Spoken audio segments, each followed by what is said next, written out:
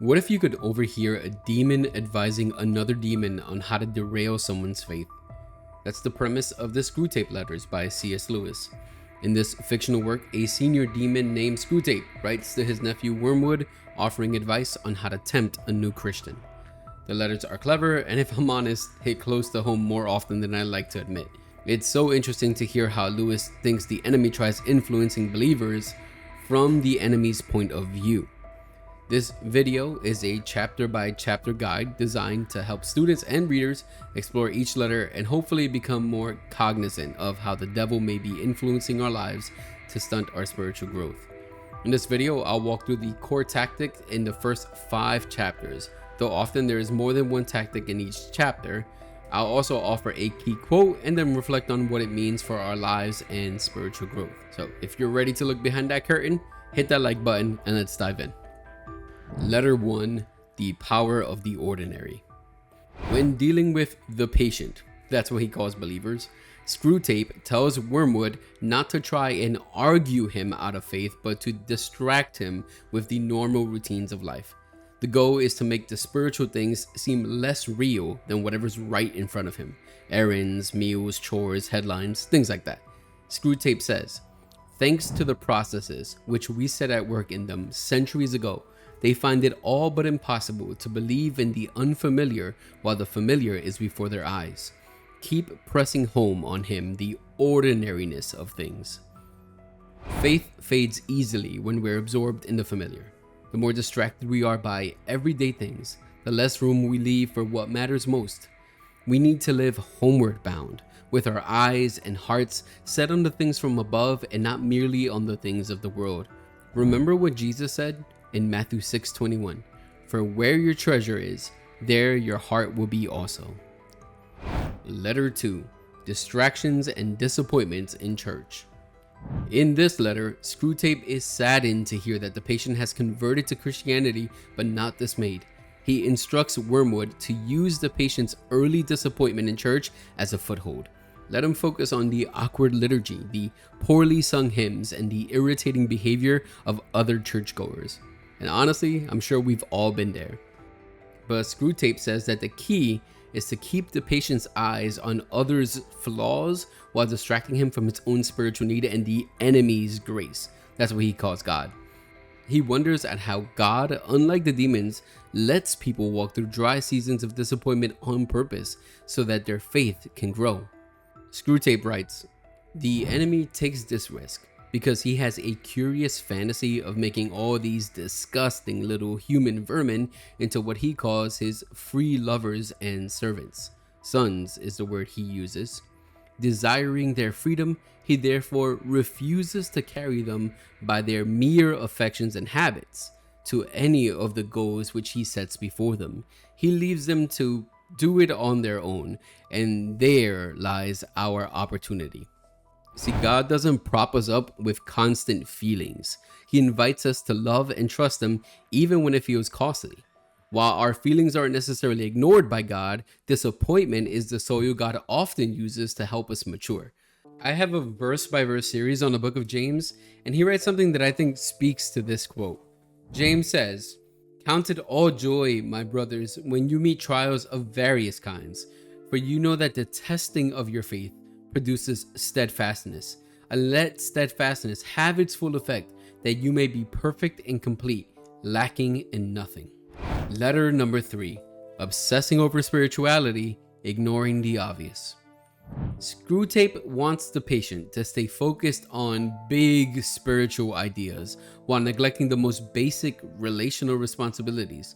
He encourages a type of self-examination that avoids honest self-awareness and distracts from true love and humility at home. He says, keep his mind off the most elementary duties by directing it to the most advanced and spiritual ones.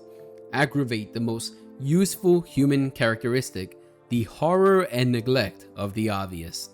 You must bring him to a condition in which he can practice self-examination for an hour without discovering any of those facts about himself which are perfectly clear to anyone who has ever lived in the same house with him. Spiritual pride often hides behind deep thoughts and good intentions, but holiness shows up in how we treat the people who see us unfiltered, family, friends, and co-workers. Real transformation, biblical transformation, can be seen by how we love when nobody else is watching. 1 John 3:18 says, "Little children, let us not love in word or talk, but in deed and in truth." Letter 4, turning prayer into a search for mood. Screwtape warns Wormwood to keep the patient away from genuine prayer. And if he can't stop him from praying altogether, the next best strategy is just to hollow it out. Make it about producing a spiritual feeling rather than encountering God. Instead of approaching prayer with focus and reverence, tempt him to chase a vague, soothing atmosphere. Let him believe that unless he feels something, he hasn't really prayed. He says, the best thing where it is possible is to keep the patient from the serious intention of praying altogether. He may be persuaded to aim at something entirely spontaneous, inward, informal, and unregularized. And what this will actually mean to a beginner will be an effort to produce in himself a vaguely devotional mood in which real concentration of will and intelligence have no part. Keep them from watching their own minds and trying to produce feelings there by the action of their own wills. Prayer can drift into performance when we focus on creating a mood instead of seeking God. The enemy wants us busy trying to feel spiritual, but real prayer is honest, focused on aligning with God's will, and offered to a real God who truly hears us when we cry out to him. That can't be manufactured.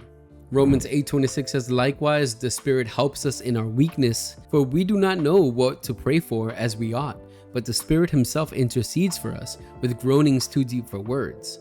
See, we aren't left to manufacture the right moods or words. Real prayer depends on God's Spirit leading us, not our own emotions. And letter 5, the double-edged sword of war. Wormwood is thrilled by the outbreak of war in Europe, expecting it to lead the patient into fear and despair. But Screwtape warns him, war is unpredictable. It must be carefully manipulated so that it stirs selfishness and distraction, not introspection. He says, war is entertaining. The immediate fear and suffering of the humans is a legitimate and pleasing refreshment for our myriads of toiling workers. But what permanent good does it do unless we make use of it for bringing souls to our Father below? We may hope for a good deal of cruelty and unchastity, but if we are not careful, many will nevertheless have their attention diverted from themselves to values and causes which they believe to be higher than the self. And how disastrous for us is the continual remembrance of death which war enforces. One of our best weapons, contented worldliness, is rendered useless. In wartime, not even a human can believe that he is going to live forever. Hell prefers comfort to chaos. When life is easy, people stay lulled into shallow thinking, but war can awaken the soul. It breaks the spell of what he calls contented worldliness, forcing people to come to terms with eternity and the brevity of life. That's why the demons must redirect suffering into bitterness and self-preservation, anything else but surrender to God. Ecclesiastes 7:2 says, "It is better to go to the house of mourning than to go to the house of feasting, for this is the end of all mankind, and the living will lay it to heart." So that's the first 5 letters of the Screwtape Letters. And already, Lewis has exposed how subtle and strategic the enemy can be. From distracting us with routine to twisting our church experience, these first chapters are a wake-up call to think more clearly and live more intentionally. But we're just getting started. In the next video, we'll cover letters 6 to 10, where Screwtape sharpens his tactics even more. If you've made it this far, you're probably the kind of person that wants to think deeply about faith. That's what this channel is all about. So if you're interested in thoughtful Bible studies and book reviews that actually challenge you, hit subscribe and stick around. Make sure you like, comment, and subscribe this video if you found any value. Thanks for watching. My name is Eric. Stay blessed, stay bookmarked.